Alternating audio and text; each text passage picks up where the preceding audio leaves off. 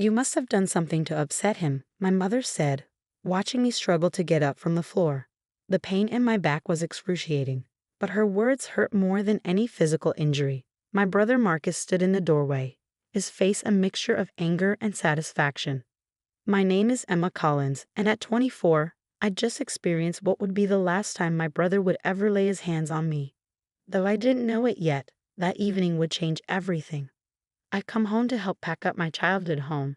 My parents were downsizing and needed assistance sorting through years of accumulated memories. Marcus, my 28-year-old brother, had always been the golden child, despite his volatile temper and tendency toward violence. The incident started over something trivial. I'd moved some of his old sports trophies into a donation box. These are from high school, I'd explained when he discovered them. You haven't looked at them in years. His face had turned that familiar shade of red, the one that always preceded an explosion. Before I could react, he grabbed me by my shoulders and slammed me against the wall. The impact sent shockwaves through my spine, and I crumpled to the ground. Now, watching me writhe in pain, my mother's only concern was for Marcus's feelings. Emma always knows how to push his buttons, she told my father, who had finally emerged from his study after hearing the commotion. I didn't. I tried to speak, but the pain made it difficult to catch my breath. Just apologize to your brother, my father said, not even looking at me. You know how important those trophies are to him. Marcus smirked, arms crossed. Yeah, Emma, apologize. I'd apologized so many times over the years. For provoking him when he broke my finger at age 12. For embarrassing him when he pushed me down the stairs at 16. For annoying him when he slammed my hand in a car door at 20. Each time, my parents found a way to make it my fault. Each time, I believed them a little less. I'm sorry, I whispered, not because I meant it, but because I knew it was the only way to end this. Marcus nodded, satisfied, and left the room. My parents followed him, probably to comfort him about how difficult his sister was. I lay there for what felt like hours, trying to find a position that didn't send lightning bolts of pain through my body. When I finally managed to stand, I knew something was seriously wrong. The pain wasn't fading like usual. If anything, it was getting worse. That night, I could barely sleep. Every movement sent fresh waves of agony through my back. By morning, I couldn't get out of bed without tears streaming down my face. Stop being dramatic, my mother said when I called her from my room. Marcus barely touched you. But I knew this was different. Using my phone, I managed to schedule an appointment with a spine specialist for that afternoon. When I told my parents I was going to the doctor, they exchanged worried glances. That's unnecessary, my father said quickly. Just put some ice on it.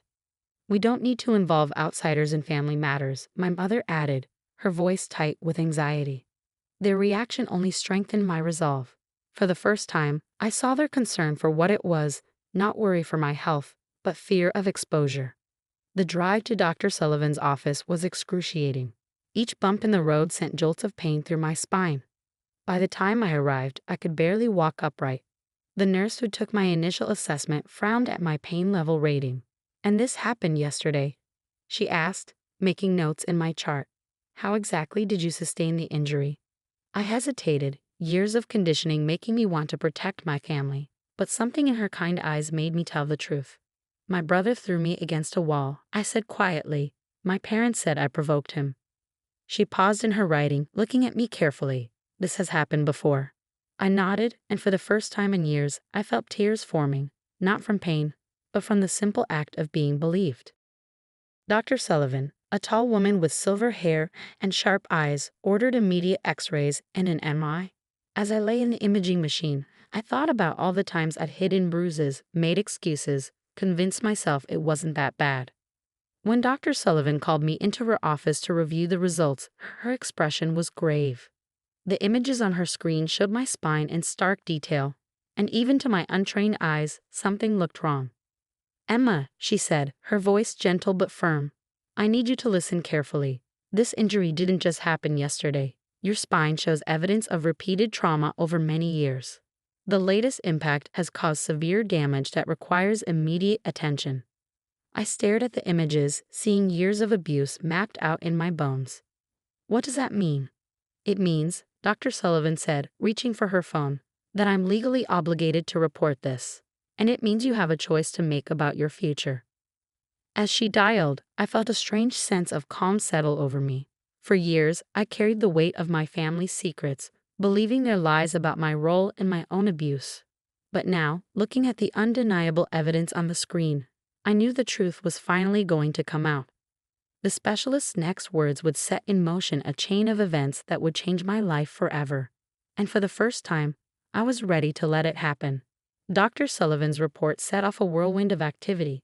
Within hours, I found myself speaking with a police detective who specialized in domestic violence cases.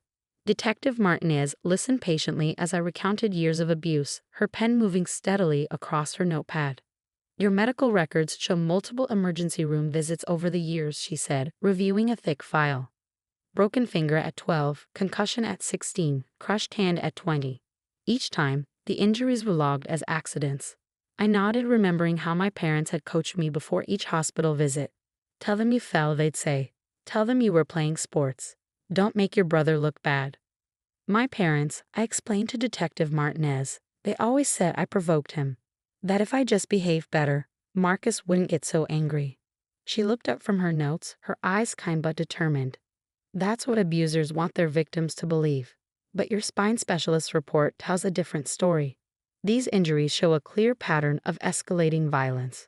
While I spoke with the detective, Dr. Sullivan arranged for me to be admitted to the hospital. The damage to my spine required immediate treatment to prevent permanent nerve damage.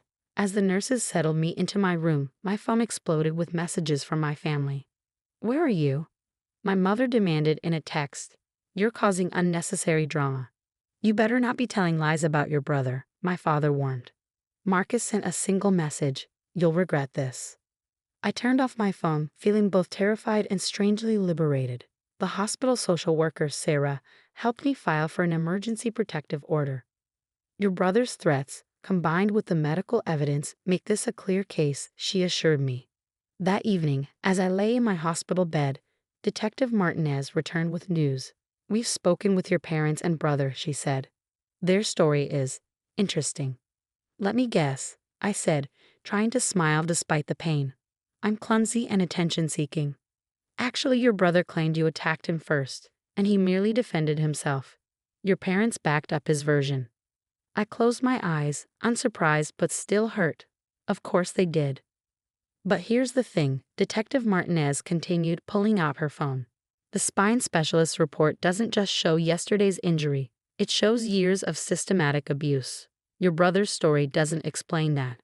She showed me photos of my MRI and X-rays, pointing out old fractures, healed breaks, and accumulated trauma. "Bodies keep records," she explained, "and yours has been keeping detailed notes for years." The next morning, my Aunt Julia arrived. She was my mother's younger sister, the one who had always looked at Marcus with suspicion. "I knew something was wrong," she said, taking my hand. "I should have done more." "You couldn't have known," I assured her, but she shook her head. "I saw the signs, the way you flinched when he came near you, how you made yourself small around him. I didn't want to believe my own sister would allow this." Julia became my advocate, working with the hospital staff and police to ensure everything was properly documented. She also helped me realize something important. I wasn't alone anymore. The protective order was granted that afternoon. Marcus was legally required to stay away from me, and my parents were listed as involved parties due to their enabling behavior. The detective informed me they were investigating previous incidents as well. "Your brother's record isn't as clean as your parents pretended," Detective Martinez revealed. "There have been complaints from ex-girlfriends, co-workers, even neighbors. You're not the only one he's hurt." This information hit me hard. All those years my parents had made me feel like I was the problem. Like I was the only one who provoked Marcus's anger. But there had been others, and my parents had probably helped hide those incidents too. Sarah, the social worker, helped me develop a safety plan. Julia offered me a place to stay during my recovery, and Dr. Sullivan arranged for me to begin physical therapy once I was released from the hospital. "Your spine will heal," Dr. Sullivan assured me during her rounds. "But more importantly, you're breaking a cycle of abuse that could have continued for years." That evening, as I watched the sun set through my hospital window, I received one final text from my mother. "If you drop this nonsense now, we can all forget it happened. Family should stick together." I showed the message to Detective Martinez, who added it to her evidence file. "That's not how family should work," she said firmly. "Real family protects you. They don't cover up abuse." Looking at the message, I finally understood something that had eluded me for years. My family hadn't been protecting me by hiding Marcus's violence. They had been protecting him, at the cost of my safety and well-being. As I drifted off to sleep that night, my back supported by medical pillows and pain managed by proper medication, I felt stronger than I had in years. The spine specialist hadn't just exposed my injuries, she had exposed the truth that my family had buried for so long. And for the first time in my life, I wasn't going to let them bury it again. 6 months after my hospitalization, I sat in a courtroom, listening to Dr. Sullivan testify about the extent of my injuries. The prosecutor displayed my MRI images on a large screen, each mark of abuse clearly visible to the jury. "These injuries," Dr. Sullivan explained, pointing to various areas of my spine, "show a pattern consistent with repeated traumatic impacts over many years. The most recent injury could have resulted in permanent paralysis if left untreated." Marcus sat at the defense table, wearing a suit that couldn't hide his rage. Our parents sat behind him, my mother dabbing at her eyes with a tissue, playing the role of the devastated parent. But their act wasn't working anymore. The prosecution had built a strong case. After my report, other victims had come forward. 2 of Marcus's ex-girlfriends, a former coworker, and even our childhood neighbor's daughter. Each testimony revealed the same pattern of violence and intimidation that I had endured. The defendant's sister wasn't his only victim, the prosecutor stated, but she was his first. And thanks to her courage in speaking up, she will be his last. During the trial's recess, Julia squeezed my hand. "You're doing great," she whispered. "I'm so proud of you." I've been living with Julia during my recovery, attending physical therapy 3 times a week. My back was healing, but more importantly, I was healing emotionally. With the help of a trauma counselor, I was finally understanding that none of the abuse had been my fault. The defense tried to paint me as unstable, attention-seeking, and prone to exaggeration, but they couldn't explain away the medical evidence or the pattern of behavior established by other victims. When my parents testified, claiming they had no idea about the abuse, the prosecutor was ready. "Mrs. Collins," she asked my mother, "how do you explain these hospital records? Each injury your daughter sustained was followed by a family vacation or expensive gift for Marcus. Were you rewarding your son for hurting your daughter?" My mother's facade cracked. "We were just trying to keep the peace," she whispered. The verdict came after 3 days of testimony, guilty on all counts. Marcus was sentenced to 8 years in prison, with mandatory anger management and psychiatric evaluation. My parents faced charges for child endangerment and obstruction of justice. As Marcus was led away in handcuffs, he looked back at me one last time. The hatred in his eyes no longer frightened me. I was stronger now, surrounded by people who actually cared about my well-being. 1 year after the trial, I stood in front of a group of domestic violence survivors, sharing my story. Detective Martinez had connected me with a support organization, and I'd found purpose in helping others recognize and escape abuse. Family loyalty shouldn't mean sacrificing your safety, I told them. Real family protects you, supports you, and never makes you feel responsible for someone else's violence. My back had healed better than expected, though some days were still challenging. But the emotional scars were healing too. I'd learned to stand tall, literally and figuratively. Julia sat in the audience, beaming with pride. She'd become more than an aunt. She was the mother figure I always needed. Through her, I learned what genuine family love looked like. My parents eventually pleaded guilty to reduced charges, accepting probation and mandatory counseling. They sent a letter through their lawyer, claiming they were sorry, but I wasn't ready to forgive them. Maybe someday, but not yet. Last week, I received an unexpected email from Dr. Sullivan. She was developing a training program for medical professionals about recognizing signs of long-term abuse, and she wanted to use my case as an example. "Your story," she wrote, "could help other doctors identify and help abuse victims before it's too late. You've turned your pain into purpose." Reading her words, I thought about that day in her office, when she first showed me the truth written in my bones. She hadn't just been my doctor. She'd been the first person to stand up and say this is wrong without qualification or excuse. Today, I work with domestic violence organizations, sharing my story and helping others find their voice. My medical records are used in training sessions for healthcare providers, teaching them to look beyond the surface of accident claims. Sometimes during these sessions, I show them my first MRI, the one that exposed years of hidden abuse.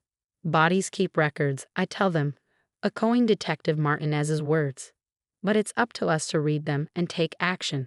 My brother's violence left marks on my spine that will never completely fade, but they're no longer a source of shame or secret pain. They're evidence of survival, of strength, and of the importance of speaking truth to power. The spine specialist didn't just save my back that day. By exposing the truth, she helped me save myself. And now I'm helping others do the same, one story at a time.